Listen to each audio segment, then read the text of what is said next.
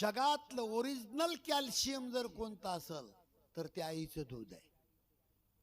Original calcium.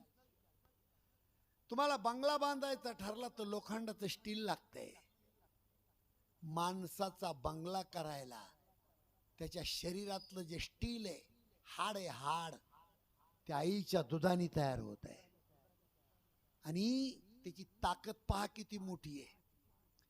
संपत मामा 60 वर्षाचा, 70 वर्षाचा, 80 वर्षाचा माणूस झाला, 100 वर्षाचा मेला की नदीच्या काठावर आपण 5 क्विंटल सरपणामध्ये जाळून टाकतो त्याला.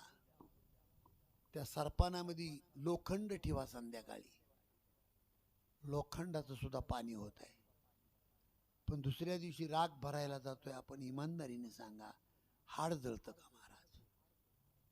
काय ताकद असेल त्या हाडाची.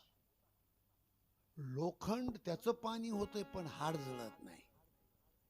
कधीतरी शहाण्या माणसानं कधी डोकं लावलं का की आईचं हाड का जळत नसल?